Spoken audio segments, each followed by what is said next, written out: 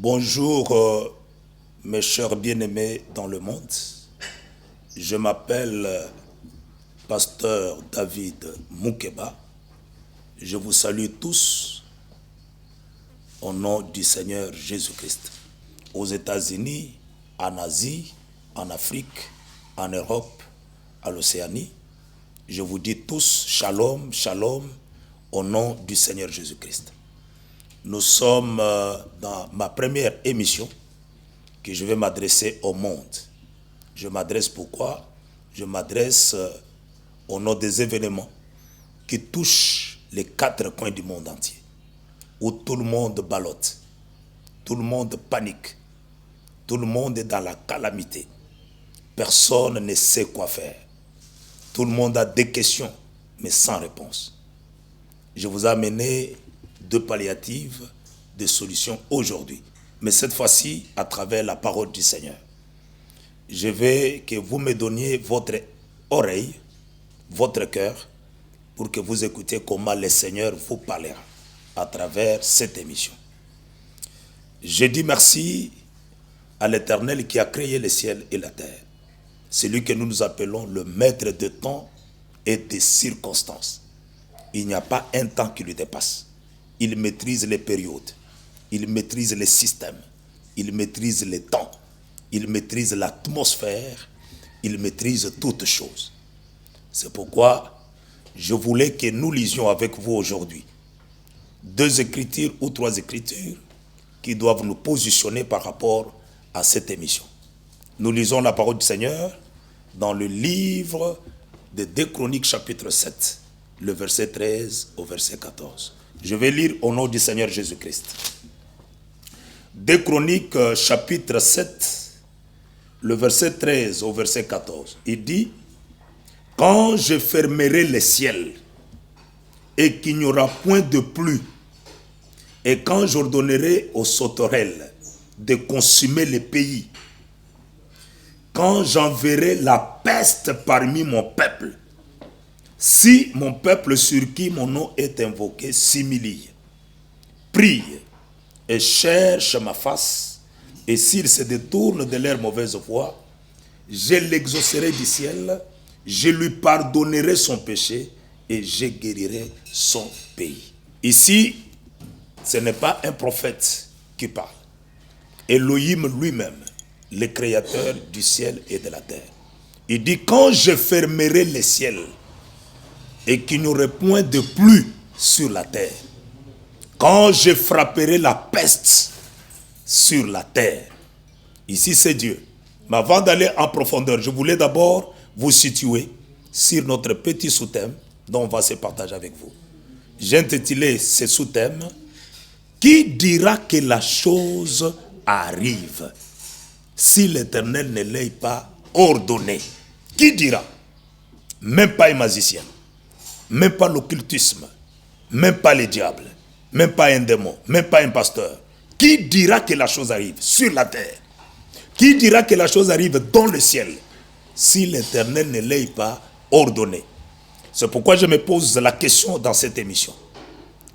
La maladie ou le virus corona ou coronavirus, maladie démoniaque ou jugement de Dieu sur la terre? Je réponds.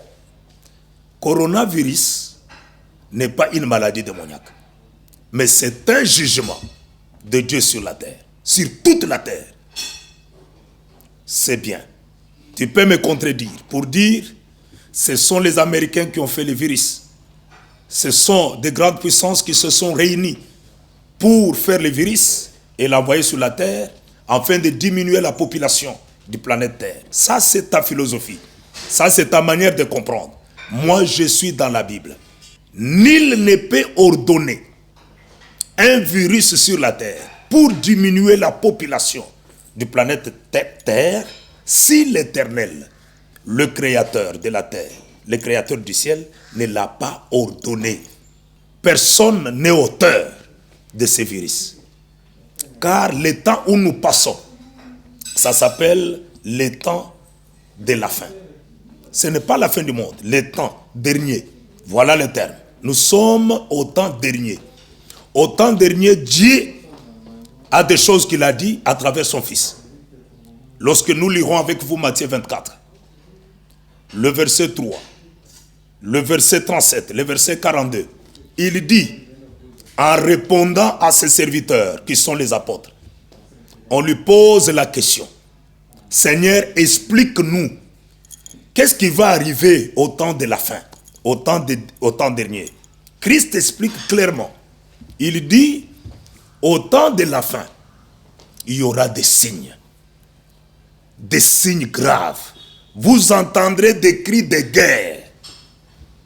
Il y aura des cris de guerre. Vous entendrez le tremblement de terre. Mais il insiste, il dit, tout ceci, quand vous le verrez, ce n'est pas encore la fin. Ça sera que le commencement des douleurs. Voilà pourquoi je dis à tout le monde qui m'entend en ce moment, je vous dis que le virus corona n'est pas une maladie démoniaque. C'est une guerre. Une guerre que personne ne peut maîtriser. Parce que les gens croyaient que quand Jésus disait les signes de la guerre, vous entendrez des cris de guerre, ils croyaient que l'Amérique prendrait les armes contre la Chine, ou la Chine prendra les armes contre l'Europe, ou l'Europe prendra les armes contre la Corée, contre l'Afrique. Non, c'est une guerre dont la personne qui combat le monde est invisible. Lorsqu'on veut fermer telle frontière, on vous dit non, le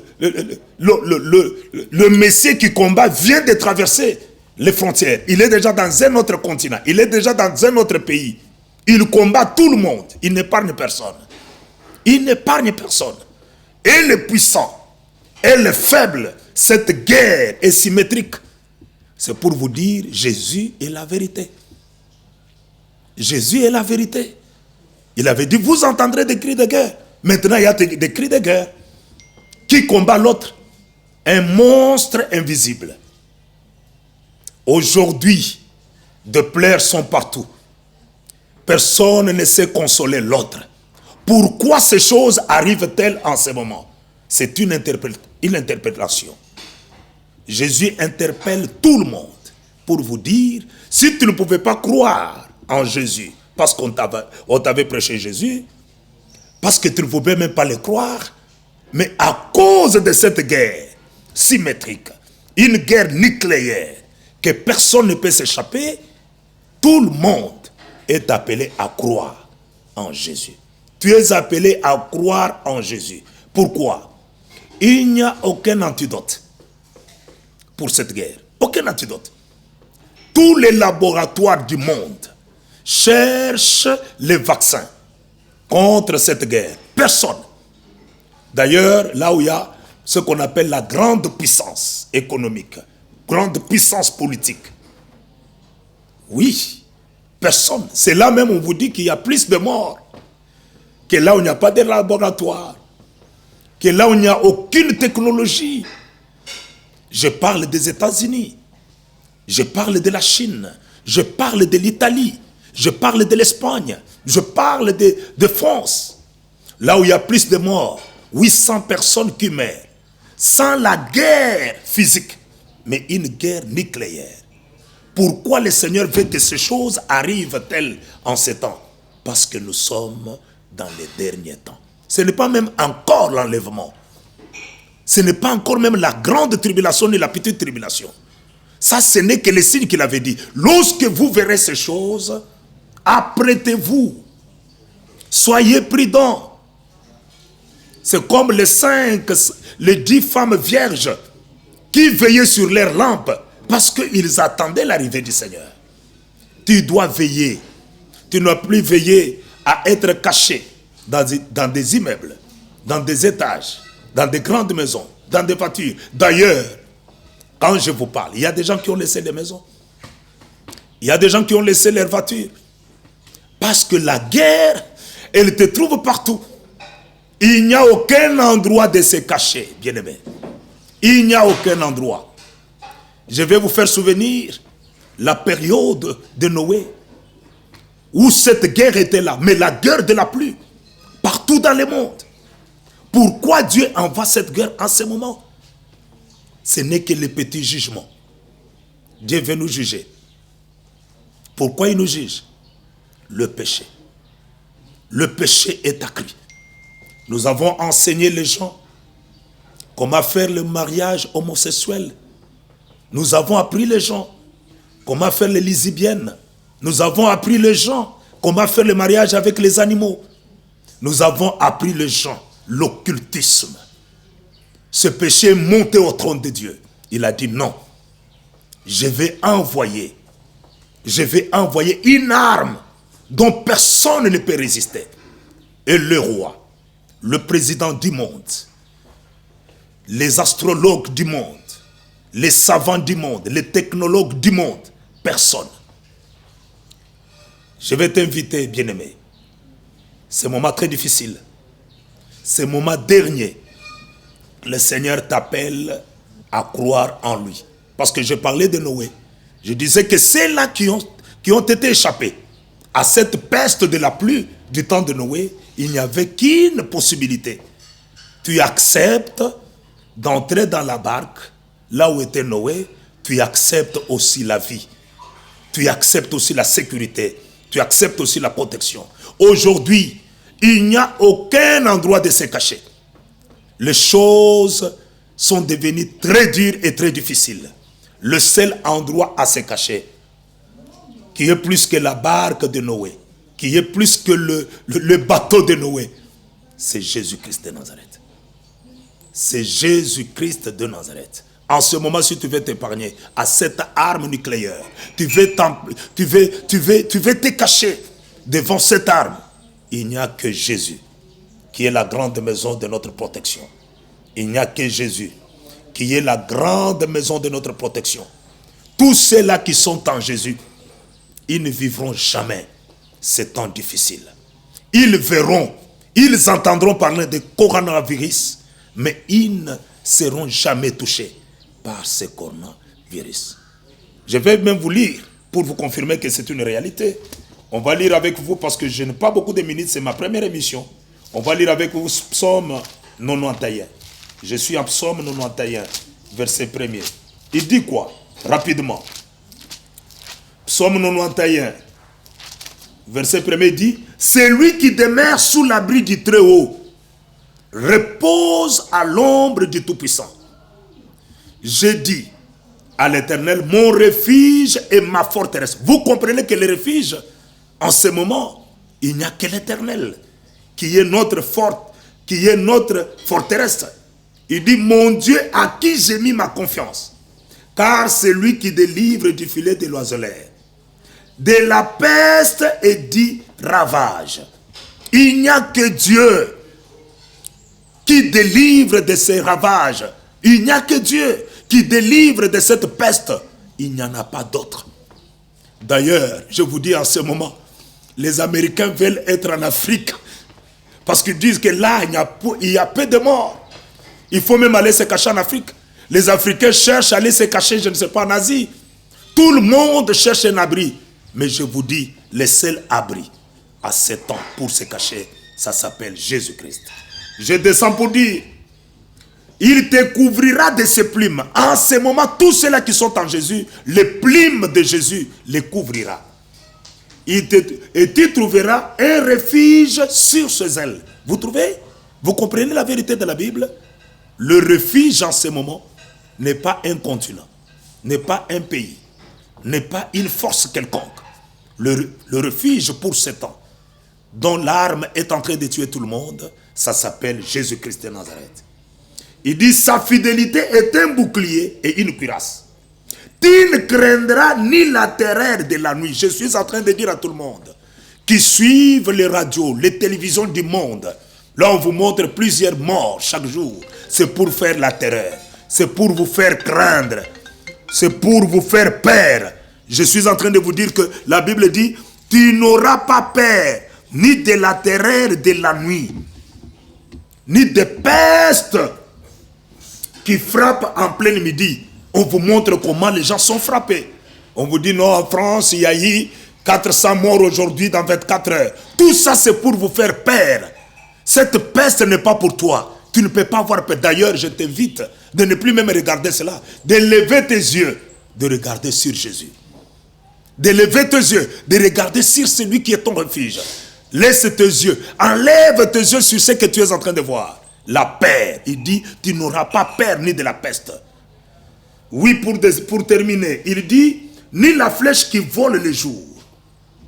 Vous voyez, la peste là, le coronavirus que je ne vais même pas citer à tout moment, il vole pendant le jour. Il n'a pas de barrière, il n'a pas de résistance. Il dit, tu n'auras pas peur de ça, ni de la peste qui marche dans les ténèbres.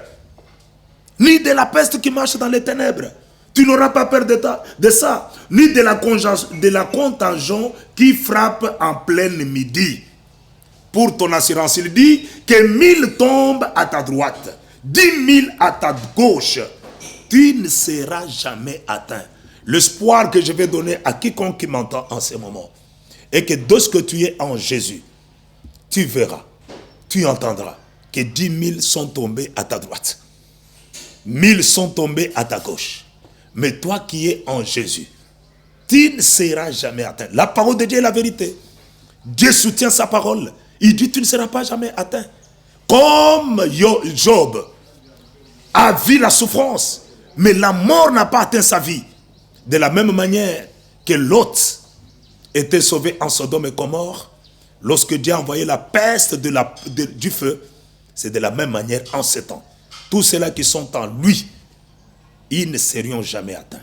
Abraham demande à Dieu, ça c'est un exemple, les moments difficiles que tu dois frapper Sodome et Gomorrhe, est-ce que tu tueras et les justes et les méchants?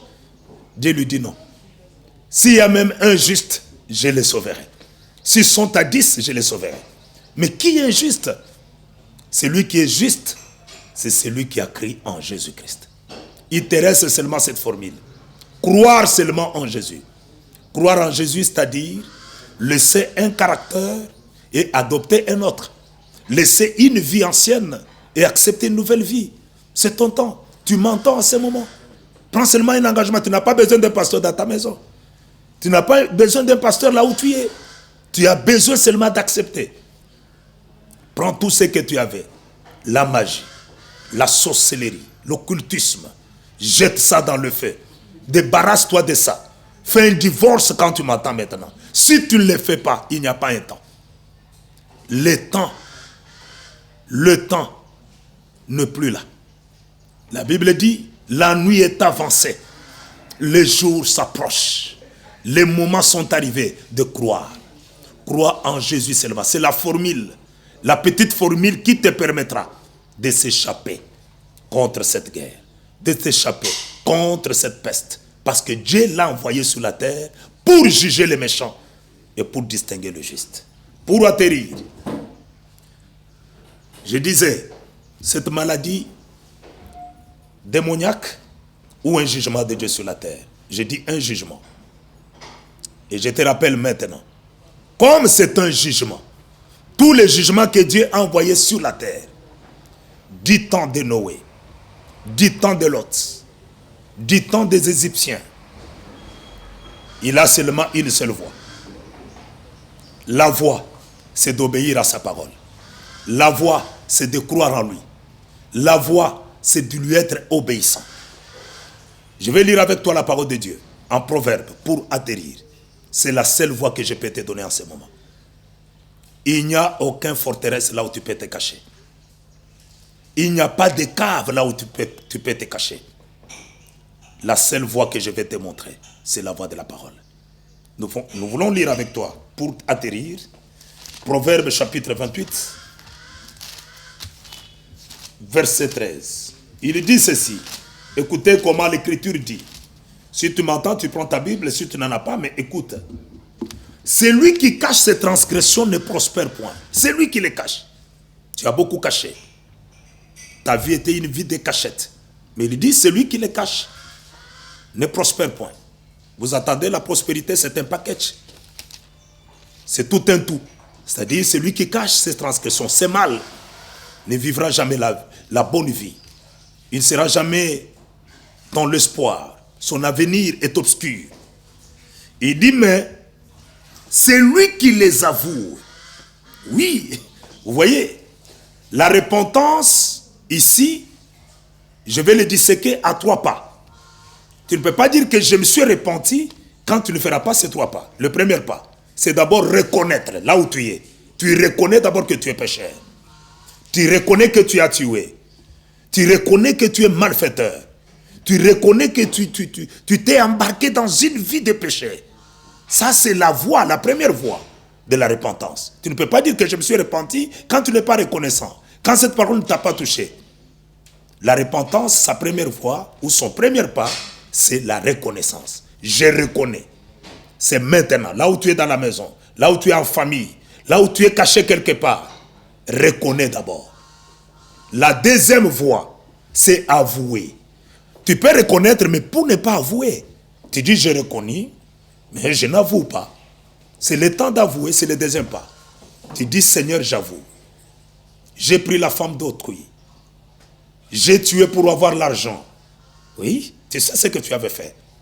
Seigneur, j'avoue que les gens me voient comme si je suis un homme bon, je suis une femme bonne. Mais dans mon cœur, je suis un pécheur, je suis une pécheresse. Il faut avouer. Avoue là où tu es. Et quand je suis en train de prêcher là, que ton cœur t'amène à avouer. Le troisième pas, c'est abandonner. C'est-à-dire, tu peux reconnaître, tu peux avouer, mais tu n'abandonnes pas. Il y a même des gens qui disent, lorsque le coronavirus terminera sur la terre, je retournerai au péché. Dieu voit ton cœur. Parce qu'il voit, il sonde le cœur et les reins. Il connaît même ta position. C'est-à-dire, lorsque tu dis que je me suis repenti, tu reconnais le péché, voilà. Tu avoues ce péché-là. Et le troisième pas, tu y abandonnes. Et Dieu tombe dans sa solution. La quatrième position, il dit, lorsque tu reconnais, tu avoues et tu abandonnes, tu obtiendras miséricorde. Alléluia. Je voulais que là où tu es, tu reconnais, tu obtiennes miséricorde. Pourquoi? Parce que Dieu ne veut pas la mort des méchants. Mais il veut que tous les méchants se répandent et qu'ils aient la vie éternelle.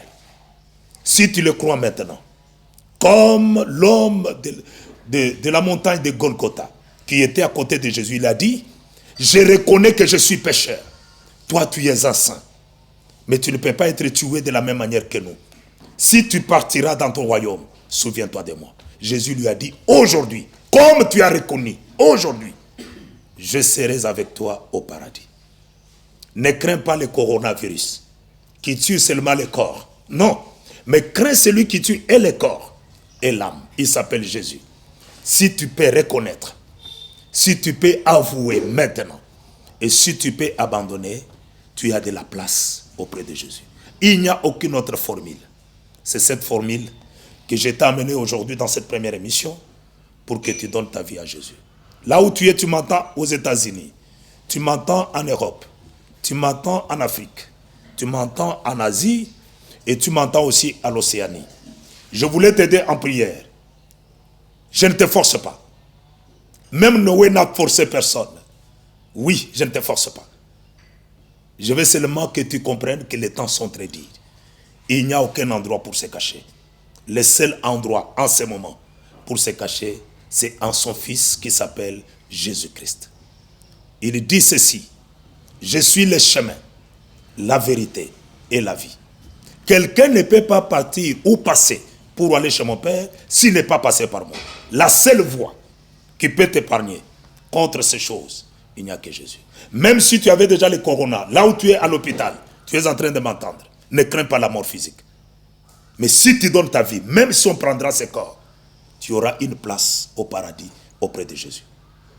Car la mort physique n'est rien. Mais la mort éternelle est trop dure. Mais si tu es en Jésus, même si tu mourais dans ce corps physique, tu as l'espoir de la vie éternelle. Parce que celui qui est né 2 fois, il mourra une seule fois.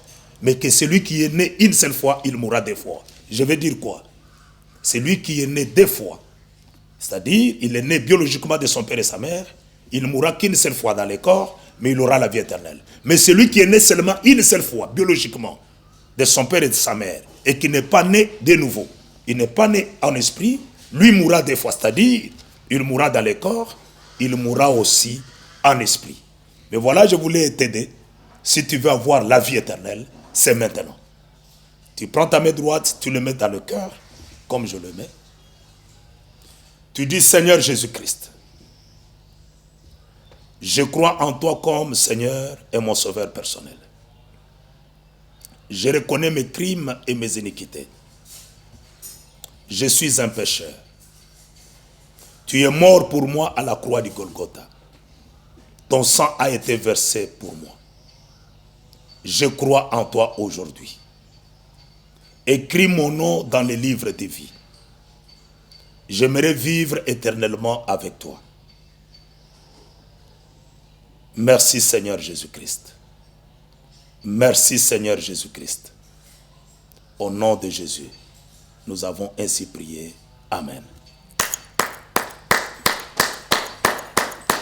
Merci beaucoup.